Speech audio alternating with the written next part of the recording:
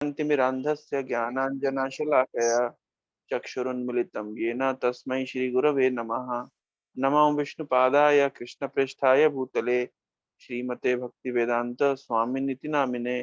नमस्ते सारस्वते देवे गौरवाणी प्रचारिणे निर्विशेष शून्यवादी पाश्चात्य देशतारिणे। जय श्री कृष्ण चैतन्य प्रभु नित्यानंद श्री अद्वैत गदाधर शिवासादि गौर भक्त वृंद। हरे कृष्णा कृष्णा कृष्णा हरे हरे, हरे राम राम राम हरे हरे। हरे कृष्णा। तो जैसा कि मुझे शुभम गौरव ने रिक्वेस्ट किया था राधा रानी के विषय में कुछ बोलने के लिए, क्योंकि कल राधा अष्टमी है, लेकिन स्टिल आप प्रभुपाद जी के लेक्चर्स आप देखेंगे तो आप अनुभव करेंगे प्रभुपाद जी राधा अष्टमी को क्लास दे रहे हैं तो ऐसा लगता है पूरी क्लास प्रभुपाद जी कृष्ण के ऊपर दे रहे हैं। तो लोग डाउट में आ गए कि राधा अष्टमी की क्लास चल रही है कि जन्माष्टमी की क्लास चल रही है। और पूरी जब कृष्ण के ऊपर कृष्ण ग्लोरीज बताने के बाद, कृष्ण के विषय में बोलने के बाद में लास्ट में श्रील प्रभुपाद जी कहते हैं कि है ना, तो जो कृष्ण है, जो पूर्ण पुरुषोत्तम भगवान है, जो इतने सर्वाकर्षक हैं, उनको भी आकर्षित करने वाली है श्रीमती राधा रानी। मदन मोहन मोहिनी, जो मदन मोहन, जो कंदर्प कोटि कमनीय विशेष शुभम, जो कोटि कोटि कामदेवों को जो मोहित कर लेते हैं, ऐसे मोहने वाले भगवान मदन मोहन को, जो मदन को मोहित करने वाले भगवान है, उनको भी मोहित करती है मदन मोहन मोहिनी, है ना। तो ये है श्रीमती राधा रानी। तो जब तक हम लोग शरीर के स्तर पर हैं, तब तक हम भगवान राधा कृष्ण की लीलाओं को सुनना समझना बहुत बहुत ऊंची बात है, ऊंची स्तर की बात है। हम लोग उस स्तर पे नहीं है, है ना, कि हम श्रीमती राधा रानी के गुणों को समझ सकें और विशेष रूप से लीलाओं को समझ सकें, क्योंकि जो लीलाएं अ, भगवान कृष्ण और श्रीमती राधा रानी की जो अंतरंग लीलाएं हैं, उनको समझने की हमारी स्थिति नहीं है। क्यों? क्योंकि हम लोग शरीर के स्तर पर हैं। हम लोग काम क्रोध लोभ मोह मद मात्सर्य इत्यादि जो विकारों से ग्रस्त हैं। तो हम लोग उस स्तर पे नहीं है कि हम राधा कृष्ण की लीलाओं को डिस्कस कर सकें। बहुत ही उन्नत स्तर की लीलाएं हैं वे, वो मुक्त जीवों के लिए है, हमारे से बद्ध जीवों के लिए नहीं है। इसलिए प्रभुपाद जी ने कभी भी अपने लेक्चर्स में इन सब विषय पे ज्यादा नहीं बोला। क्यों नहीं बोला? कुछ लोग बोलते हैं कि प्रभुपाद जी बहुत ही बेसिक प्रिमिटिव नॉलेज दिए हैं। हाँ, डीप नॉलेज तो आपको राधा कुंड में जाकर के वहाँ रसिक भक्तों के बीच में मिलेगी। अब ये बात ध्यान रखिए कि जब तक हम शरीर के स्तर पर हैं, जब तक हम आत्मा के स्तर पर नहीं पहुंचे हैं, तब तक हम इन लीलाओं को आस्वादन करना, इन लीलाओं को समझना, इनका बोध करना हमारे लिए संभव नहीं है। हम उसके लिए क्वालिफाइड नहीं है। इसलिए प्रभुपाद जी उन विषय पे नहीं बोले हैं। और जो तथाकथित हम राधा कुंड के बाबा जी लोग या तथाकथित साधुओं की हम बात कर रहे हैं, जो राधा रानी के ऊपर बोलते हैं, उनकी लीलाओं का बखान करते हैं, लेकिन हम निजी जीवन भी उनको देखेंगे तो वे सब चार नियम पालन करने में भी उनको समस्या है। तो तो इसलिए हाँ, बहुत ज्यादा आकर्षित नहीं होना चाहिए हमें उन सब मतलब भगवान की अंतरंग लीलाओं से, है ना। हमें पहले हमारे आचार्य ने पहले बेसिक चीजें दी है, उसको हमको उस पे हमें स्थित होना चाहिए स्टिल। लेकिन एक बात मैं इस विषय में बताना चाहूंगा, इससे पहले कि हम हमारा जो टॉपिक चल रहा है उसको डिस्कस करें। हाँ, अगर आपसे पूछा जाए कि प्रेम क्या है और काम क्या है, तो इसको चैतन्य चेतामृत बहुत ही सुंदर तरीके से व्याख्या करता है कि आत्मेंद्रिय प्रीतिवांछा तारे बोली काम, कृष्ण इंद्रिय प्रीति इच्छा धरे प्रेम नाम। अपनी इंद्रियों को संतुष्ट करने की जो वासना है, जो कामना है, इसको काम कहते हैं। और कृष्ण की इंद्रियों को संतुष्ट करने की जो भावना है, जो वासना है, उसको प्रेम कहते हैं। तो और आगे चेतन चेतामृत बताते हैं कि जो काम है और प्रेम है वो दिखने में लगभग एक जैसा दिखता है, हाँ, लेकिन एक्चुअली वास्तविकता ये है कि एक पूरी तरीके से गोल्ड है और दूसरी तरीके से पूरी तरह से काला ब्लैक मेटल है। एक मिनट। हाँ? नहीं नहीं, कैंसिल, कल नहीं होगा, परसों होगा। कल मैं नहीं हूँ। मैं बताऊँ जो आप लोग करते हैं। तो तो काम और प्रेम, तो काम अंधतम है, लोहे के समान, प्रेम बिल्कुल स्वर्णिम है, गोल्ड के समान, कोई तुलना नहीं है। तो आत्म इंद्रिय प्रीति वांछा तारे बलि काम, अपनी इंद्रियों की संतुष्टि उसको कहते हैं काम, और कृष्ण के इंद्रियों की संतुष्टि की जो वासना होती है उसको कहते हैं प्रेम। अब जरा आप थोड़ा सा स्टडी करिए, हम जो भी तथाकथित भक्ति अभी कर रहे हैं वो किसकी इंद्रियों की संतुष्टि के लिए कर रहे हैं? क्या वास्तव में हमारे अंदर ये भावना है कि हम कृष्ण की संतुष्टि के लिए कर रहे हैं? नहीं।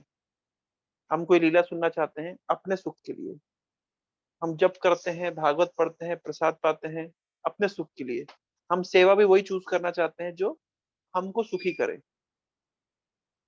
तो अभी हमारे अंदर कृष्ण प्रीति की कोई वासना है नहीं, कृष्ण को संतुष्ट करने की भावना हमारे अंदर जागृत नहीं हुई है। हम अभी जो भी भक्ति कर रहे हैं वो खुद सेल्फ सेल्फ सेटिस्फेक्शन के लिए, अपनी इंद्रियों की प्रीति के लिए कर रहे हैं, कृष्ण के लिए नहीं कर रहे हैं, है ना। लेकिन जब ये भावना कृष्ण के सुख हेतु, कृष्ण के आनंद हेतु, ये वासना जब जागृत होती है उसको प्रेम कहते हैं। और ये वासना जागृत होती है श्रीमती राधा रानी की कृपा से। तो राधा रानी कौन है? राधा रानी की कृपा किसी ने प्राप्त की है तो उसकी क्या धारणा है? हरि बोल, तुम्हारा ग्लास उड़ जाएगा, केयरलेस। तो राधा रानी की जो राधा रानी का तत्व क्या है, अगर सरल शब्दों में समझा जाए, हाँ, बहुत सारी बातें की जा सकती है इस विषय पे, बहुत सारी लीलाएं बताई जा सकती है, लेकिन एट द एंड एक साधक को क्या जानना जरूरी है कि किसी भी साधक के हृदय में जब ये वासना आती है कि मैं कृष्ण की संतुष्टि के लिए कार्य करूंगा, ये समझ लीजिए तब उसको राधा रानी की कृपा प्राप्त हुई है, तभी जाकर के वो इस भावना में स्थित हो सकता है। ये है राधा रानी का तत्व।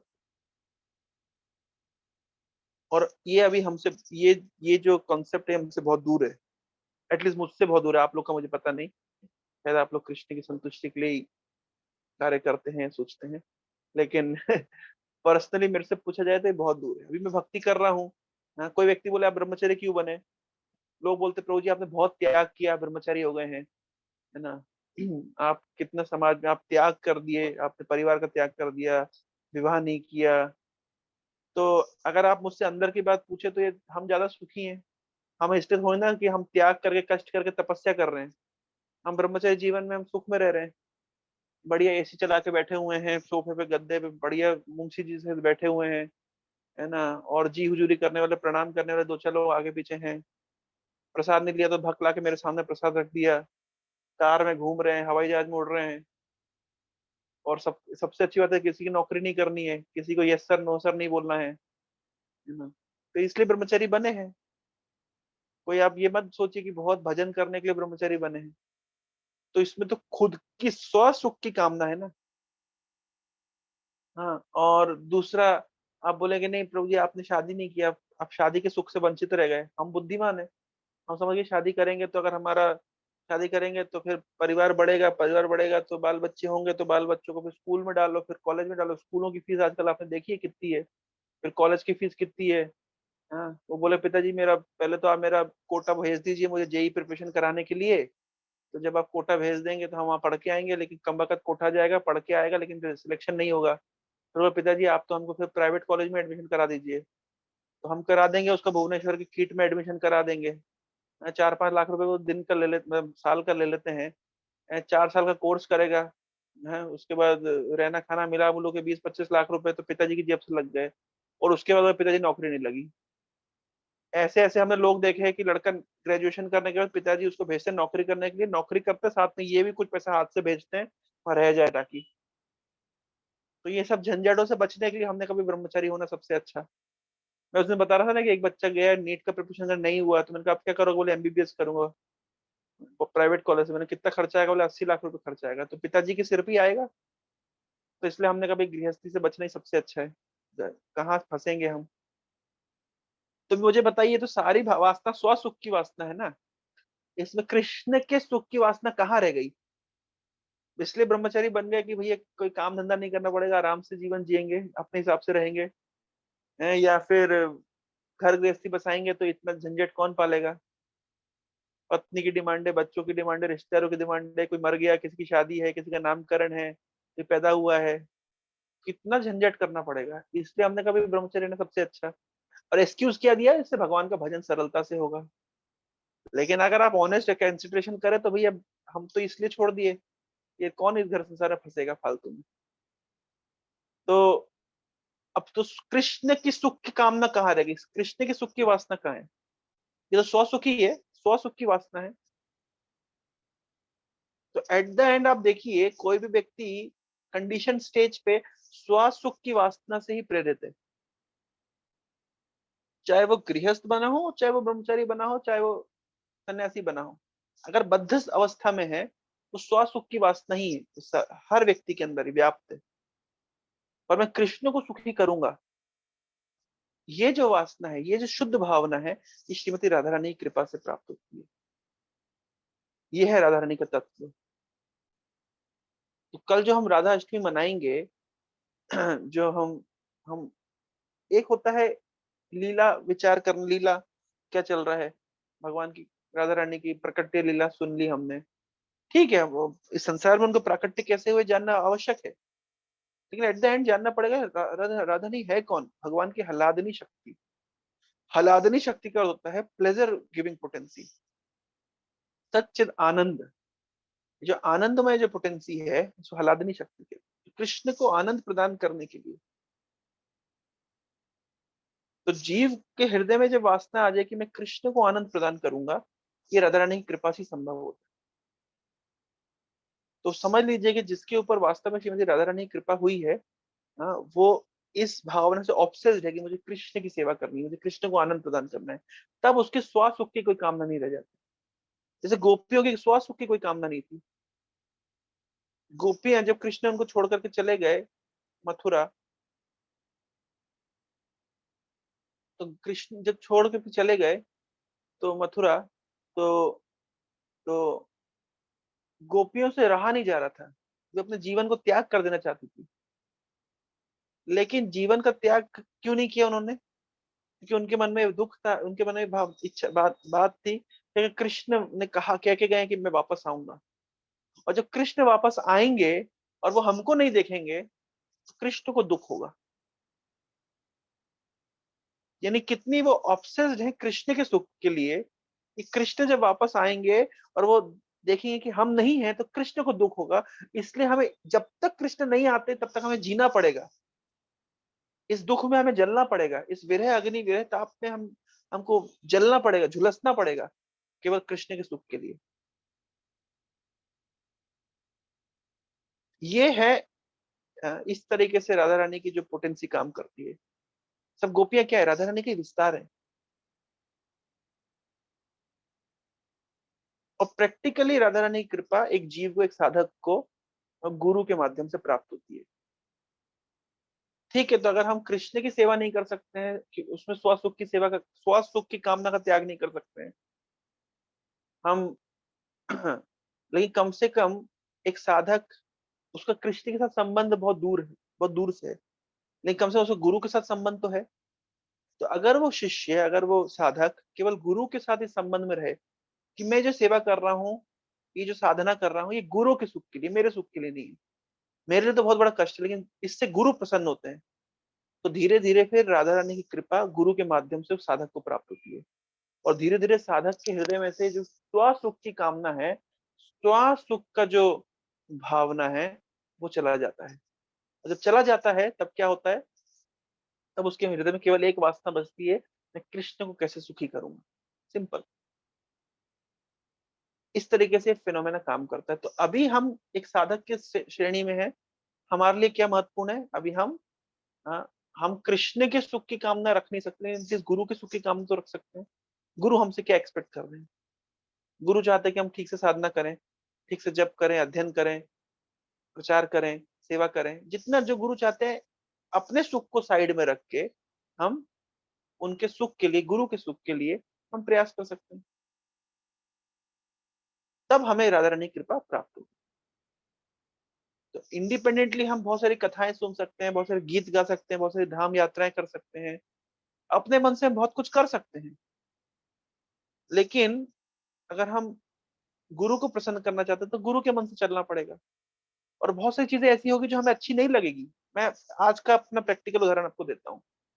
आप सबको पता है कि नहीं पता है कि इस्कॉन में अकाउंटिंग सिस्टम काफी कॉम्प्लिकेटेड होता है। लेकिन प्रभुपाद जी का निर्णय है, प्रभुपाद जी ने कहा है कि इस्कॉन में जो भी पैसा आएगा वो इस्कॉन के अकाउंट में आना चाहिए और इस्कॉन के अकाउंट से वो स्पेंड होना चाहिए। अब लेकिन इसके लिए बहुत डायनेमिक्स काम करते हैं, मतलब क्योंकि बहुत सारी चीजें हैं, आप किसी से उधार लिए उसको आपको चुकाना होता है। कोई चीजें हैं जो डायरेक्टली आप उसको उस मनी को हैंडल नहीं करते, वो इनडायरेक्टली हैंडल करना होता है। जैसे मान लीजिए हम जो कार यूज कर रहे हैं, अब वो कार जो हमारी है वो हमारे नाम पे नहीं है, एक्चुअली वो किसी किसी व्यक्ति के नाम पे है। हाँ, किसी ने हमको यूज करने के लिए दी है। तो इसके लिए जो हम कलेक्शंस आते हैं तो वो डायरेक्टली कार के लिए चले जाते हैं, वो हमारे अकाउंट में नहीं आते हैं। तो अब इन सबको स्ट्रीमलाइन करना बड़ा मेहनत का काम है। अब जो हमारा लाइब्रेरी चल रहा है, तो लाइब्रेरी का जो अकाउंटिंग होगा, इसको हमको स्ट्रीमलाइन करना है। क्योंकि हम इस्कॉन का ब्रांड वैल्यू यूज कर रहे हैं, नेम यूज कर रहे हैं, तो हमको सब कुछ इस्कॉन अकाउंट्स के थ्रू घुमाना पड़ेगा। यही प्रभुपाद जी ने स्टैंडर्ड सिस्टम रखा है। और अगर अकाउंट्स में कोई फोकस नहीं है, ध्यान नहीं रखा आपने, तो इधर उधर हिसाब किताब हो गया। तो इस्कॉन में दो चीजें आपको ले डूबती है, कंचन और कामिनी। पैसे का हिसाब किताब अगर ठीक नहीं है, और अगर कोई कोई विमेन के साथ में इलिसिट कनेक्शन है, दोनों चीजें आपको ले डुबाएगा। तो आपकी इच्छा नहीं भी करेगी, स्टिल आपको मतलब आपके हृदय आप कितने भी कैजुअल हो, आपकी इच्छा नहीं करेगी कि आपको सिस्टमेटिक चलना है, लेकिन आपको सिस्टमेटिक चलना पड़ेगा। ये प्रोपा जी की इच्छा है। तो अब मैं अनुभव कर रहा हूँ कि इसको स्ट्रीमलाइन करना काफी डिफिकल्ट होता है, क्योंकि आप जब अकाउंट के साथ काम करते हो तो आपका प्रीचिंग वीचिंग सब साइड में हो जाता है। आपको पूरा दिन भर फोकस केवल अकाउंटिंग में लगा रहता है। और उसको स्ट्रीमलाइन एट द एंड हमको बनाना पड़ेगा, क्योंकि हमारे इतने सारे सेंटर जिस फील्ड में एक्सपेंड कर रहे हैं, या जो भी हम कर रहे हैं, it has to be come under proper system, and that takes time, that takes energy. और वो आपकी फ्रीडम को भी हैम्पर करता है। लेकिन ये क्योंकि प्रभुपाद जी से सुखी होंगे, कृष्ण ये मिशन के लिए इंपॉर्टेंट है, इस तरह से इस्कॉन लॉज में ये सब रूल्स लिखे गए, हमें उस हिसाब से चलना पड़ेगा। तो इसलिए हम एज अ साधक, हम कृष्ण के सुख को नहीं देख पाते हैं। हमारी वो औकात नहीं है, हमारी स्थिति नहीं है। लेकिन हम गुरु ने जो नियम दिए हैं, हम जिस संस्था में जो हमको नियम दिए गए हैं, उसके अनुसार भी अगर हम चलते हैं, धीरे धीरे हमारा हृदय शुद्धिकरण होता है, और हम फिर कृष्ण के सुख के विषय में सोच पाएंगे। प्रभुपाद जी ने, प्रभु जी हल्दा महाराज अच्छा एग्जाम्पल देते हैं। प्रभुपाद जी ने स्टैंडर्ड दिया है कि कम से कम राजप्रसाद में 12 से 14 आइटम होनी चाहिए मिनिमम। क्यों ये स्टैंडर्ड दिया प्रभुपाद जी ने? इस्कॉन का डीटी डिपार्टमेंट का स्टैंडर्ड है कि किसी सेंटर में अगर 12 ब्राह्मण नहीं है, मेरे ख्याल से आठ आठ ब्राह्मण इनिशिएटेड डिवोटी नहीं है, तो आप डीटी इंस्टॉल नहीं कर सकते। ये सब नियम क्यों दिए गए हैं? कृष्ण के सुख को ध्यान में रखते हुए। ऐसा ना हो कि लोग चले, मान लीजिए कोई आज कार्यक्रम है तो सब भक्त चले फीस्ट खाने के लिए, और कृष्ण को खिचड़ी बना के खिला के ऑफर कर दिया डीटीज को। प्रोपर से नहीं। अगर कृष्ण को आपने इंस्टॉल किया है राजभोग में, आपको कम से कम 12-14 आइटम देना पड़ेगा। तो भाई कृष्ण और कोई कोविड आए, चाहे कोई भी समस्या आए, चाहे कुछ भी है, वो चलेगा कृष्ण के सुख के लिए। तो गुरु की बात मानने से, गुरु के हिसाब से चलने से, अब गुरु क्या करते हैं, वो कृष्ण के सुख में लगा देते हैं। कृष्ण के सुख की वासना आपके अंदर नहीं है, लेकिन गुरु के अंदर तो है। अब कृष्ण, अगर आप गुरु के दिए हुए नियम के हिसाब से चलते हैं, तो इनडायरेक्टली आप कृष्ण को सुखी करने में आप लग जाएंगे। ये गुरु शिष्य परंपरा है, और राधा रानी कृपा इस परंपरा के माध्यम से प्राप्त होती है। हम जब अपने गुरु की सेवा ठीक से करेंगे, तो हमारे गुरुजी अपने गुरुजी को बताएंगे कि ये भक्त बहुत अच्छे से सेवा करता है, तो वो गुरुजी अपने गुरुजी को बताएंगे, वो गुरुजी अपने गुरुजी को बताएंगे। इस तरीके से लास्ट में श्रीमती राधा रानी तक खबर पहुंचेगी कि ये जो भक्त है बहुत अच्छे से सेवा करता है। राधा रानी उसको कृष्ण से इंट्रोड्यूस करेंगी कि कृष्ण ये बहुत अच्छे से सेवा करता है। ये है गुरु शिष्य परंपरा, जिसकी वास्तविक ओरिजिनेटर है, प्रोजेनेटर है श्रीमती राधा रानी। तो ये सब तत्व जानना बहुत आवश्यक है। कोई भी लीला के दो विचार होते हैं, तत्व विचार, अपत्य विचार। राधा रानी कौन है? कुछ लोग बोलते हैं राधा रानी कृष्ण की बुआ है कि मासी, भगवान जाने क्या है, जो भी है, ये अपत्य विचार है, एक्सटर्नल कंसिडरेशन। इन तत्व विचार क्या है? राधा रानी कृष्ण क्या हलादनी शक्ति है, अंतरंगा शक्ति है, जो कृष्ण को सुख, कृष्ण की सुख की जो वासना जीव के हृदय में आती है, ये राधा रानी की कृपा से आती है। तो कल राधा अष्टमी हम सेलिब्रेट करेंगे। इन सब विषयों को हम चिंतन मनन करके, हाँ, चिंतन मनन करते हुए हमें सेलिब्रेट करना चाहिए। तो आते आज हम लोग हमारे जो टॉपिक में गजेंद्र मोक्ष स्तुति चल रही थी, Shrimad Bhagavatam 8 canto chapter 3 text number 3। तो टेक्स्ट नंबर 2 तक हमने कंप्लीट किया था, टेक्स्ट नंबर 3 से आज हम पढ़ेंगे। तो स्क्रीन शेयर कर सकते हैं क्या अभिषेक प्रभु?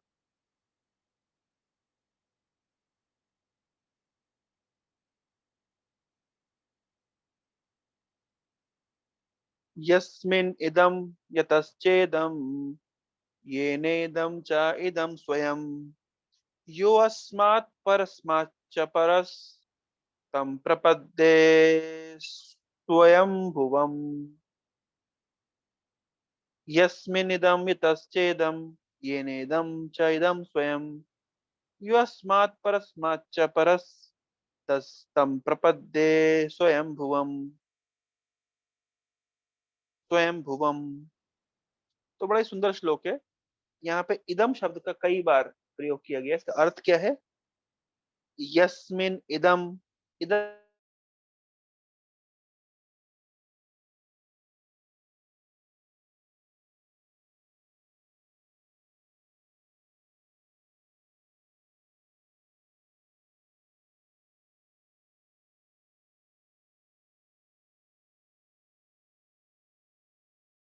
बना है।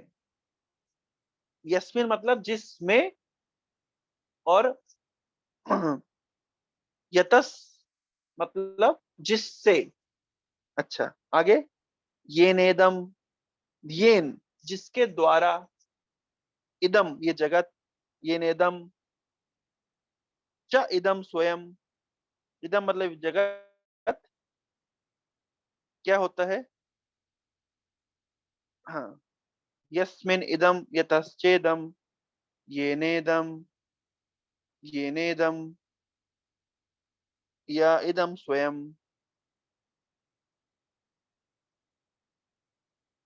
एक मिनट, हाँ ठीक है। तो यस्मिन इदम, यस्मिन मतलब जिस पर ये जगत आश्रित है, यतश्चेदम जिससे ये जगत बना है, येनेदम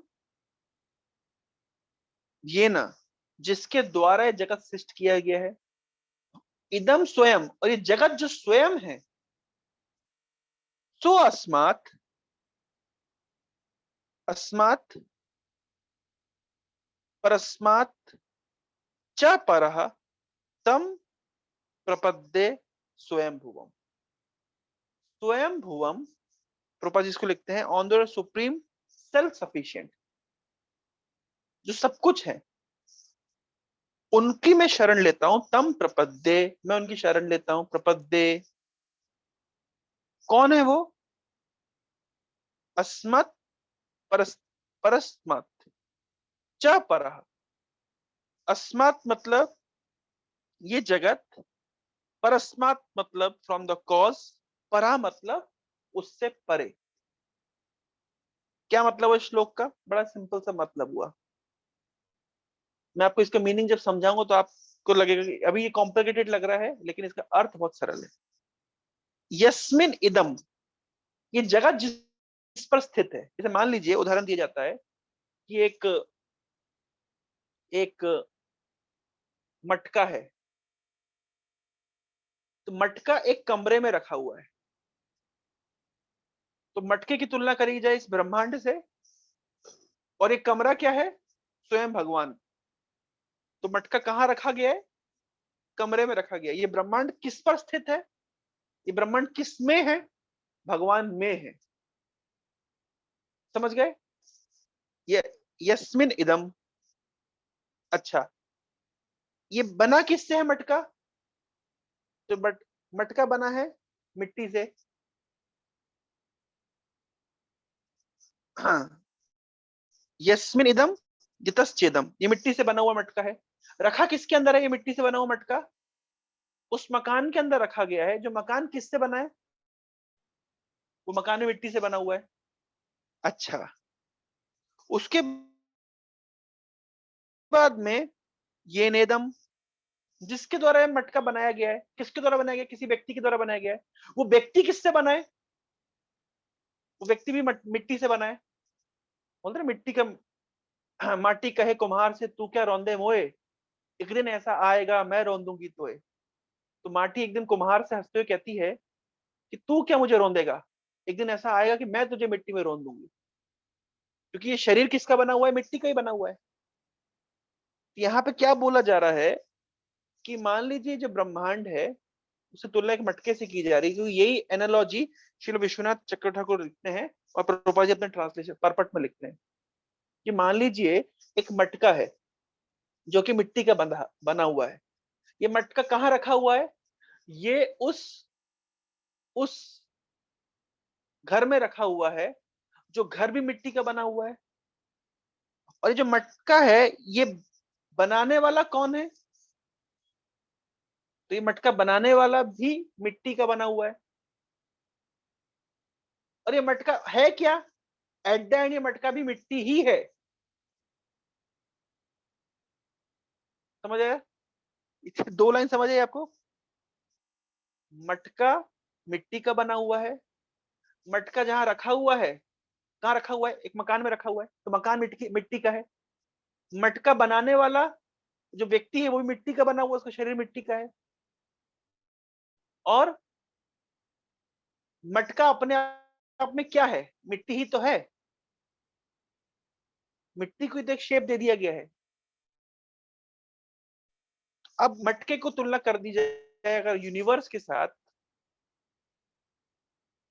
तो यूनिवर्स क्या है? यूनिवर्स भगवान पर आश्रित है।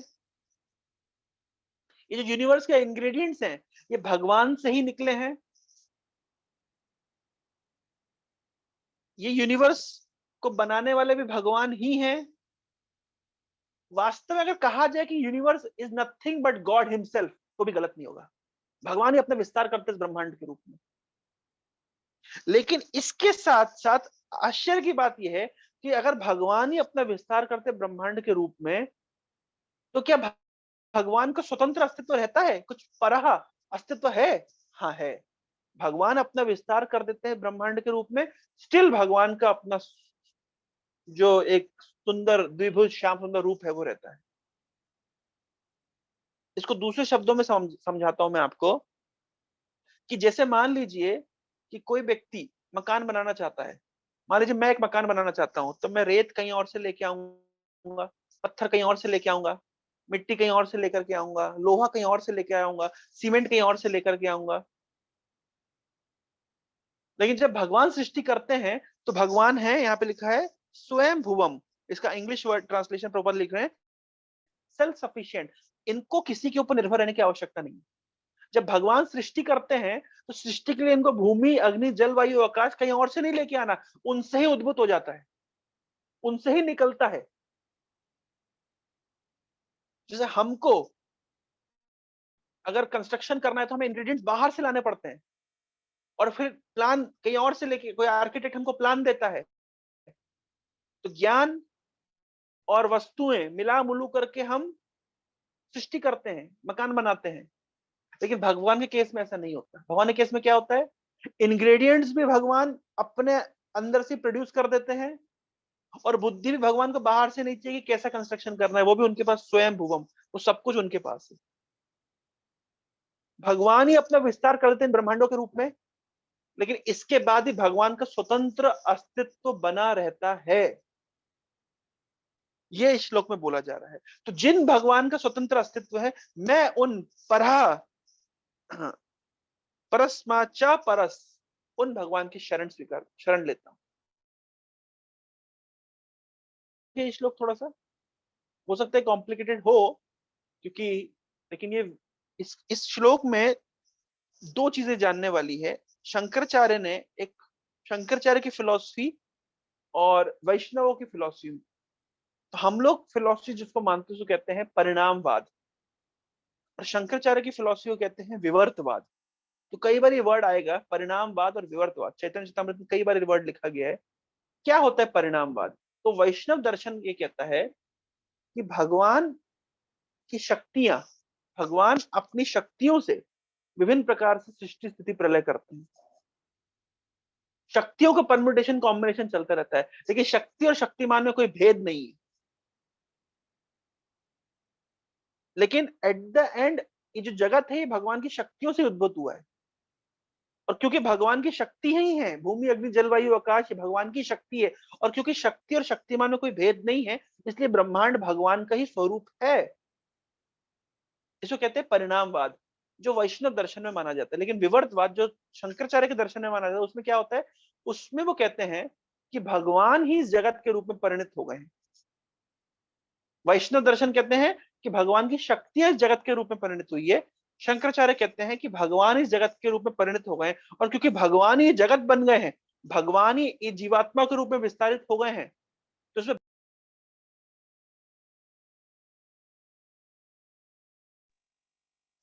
हरे कृष्ण। मेरी आवाज आ रही है क्या? हाँ जी प्रभु जी, आ रही तो है। शंकराचार्य कहते हैं, यस। हाँ, तो सॉरी, हाँ, तो शंकराचार्य जी कहते हैं कि परिणामवाद कहता है कि भगवान की शक्तियां का परम्यूटेशन कॉम्बिनेशन से संसार चलता है, संसार बनता है, बिगड़ता है। लेकिन क्योंकि शक्ति और शक्तिमान में कोई भेद नहीं, अगर बोला जाए कि भगवान ही संसार के रूप में अपने आप को विस्तार करते तो गलत नहीं होगा। लेकिन इसमें, इस फिलॉसफी में एक खास बात यह कि भगवान का पर्सनल स्वरूप का अस्तित्व बचा हुआ है, वो है। लेकिन उनसे, जैसे अगर भगवान, राधा गोविंद महाराज कोट देते, कल परसों में कोट पढ़ा था कि भगवान अपने शरीर में से अनंत कोटि ब्रह्मांडों को उत्पन्न कर दें, तो भगवान का शरीर कुछ घटता बढ़ता नहीं है। भगवान के शरीर से अनंत कोटि ब्रह्मांड निकलते हैं तो भगवान का शरीर घट नहीं जाता, और अनंत कोटि ब्रह्मांड भगवान के शरीर में समा जाते हैं तो भगवान का शरीर बढ़ नहीं जाता। वो अव्यय है, अविकारी है, लेकिन उनका स्वतंत्र अस्तित्व है।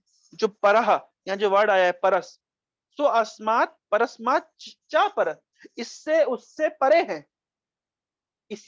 तो ये जगत भगवान का ही विस्तार है, भगवान ही अपना विस्तार जगत के रूप में करते हैं, लेकिन इसके बाद भी भगवान का स्वतंत्र अस्तित्व है। शंकराचार्य कहते हैं कि अगर ये भगवान अगर अपना विस्तार जगत के रूप में कर चुके हैं, तो भगवान का स्वतंत्र अस्तित्व कैसे है? जैसे उदाहरण के तौर पे, अगर एक कागज है, उसके मैं 100 टुकड़े कर दूं, तो जो मूल कागज का अस्तित्व नहीं बचेगा। लेकिन वैष्णव दर्शन कहते हैं कि नहीं, उस कागज में से अगर 100 कागज भी निकल जाए, स्टिल वो कागज, जो मूल कागज है, वो बना रहेगा। और इसका तर्क क्या है? पूर्णमदः पूर्णमिदं पूर्णात् पूर्णमुदच्यते पूर्णस्य पूर्णमादाय पूर्णमेवावशिष्यते। पूर्ण से पूर्ण निकलने पर भी ईश्वर जो पूर्ण है वो बचते हैं, पूर्ण बचे रहते हैं, और पूर्ण में पूर्ण मिलने पर भी वो पूर्ण रहते हैं। स्पिरिचुअल डायनेमिक्स कहती है 1+1 = 1, 1 - 1 = 1। ये यहाँ पे बताया जा रहा है, क्योंकि शंकराचार्य को ये बात को हर बार, क्योंकि शंकराचार्य प्रूव करना चाहते हैं सब कुछ निर्विशेषवाद है, निराकारवाद है। तो अगर बोलेंगे कि भगवान से ही सारा संसार प्रकट हुआ है, भगवान ही अगर विस्तार कर चुके संसार में, तो भगवान का खुद का अस्तित्व कहां बचा? इसका मतलब सब कुछ निराकार है। वो इसको बल देना चाहते हैं, इसलिए इस प्रकार की विवर्तवाद की थ्योरी उन्होंने प्रोड्यूस करी। लेकिन वास्तविकता में यह है कि भगवान इस संसार के रूप में अपना विस्तार करने पर भी भगवान का स्वतंत्र अस्तित्व बचा रहता है। और वही भगवान जब अवतार लेकर के इस जगत में आते हैं, तो ये मत समझे कि ऊपर की सीट खाली हो गई। अगर कृष्ण यहाँ पे लीला कर रहे थे, मत समझिए गोलोक में अभी एब्सेंट लगा हुआ है भगवान का, नहीं, वो स्टिल वहां भी है। यही भगवान की भगवत्ता है। और वैष्णव दर्शन इसलिए कंप्लीट दर्शन है कि यहाँ भगवान की भगवत्ता का पूर्ण अवलोकन किया जाता है, कंप्लीट अंडरस्टैंडिंग है। अरे जो अंडाणु अंतरस्थ परमाणु से अंतरस्थ में एक एक अंडाणु परमाणु के अंदर भी व्याप्त रह सकता है, सभी जीवों के हृदय में जो व्याप्त रह सकता है, जो सर्वत्र व्याप्त ओमनी ओमनी प्रेजेंट विष्णु है, तो क्या वो अपना विस्तार करके व्याप्त होने पर क्या उनका स्वतंत्र अस्तित्व नहीं रहेगा?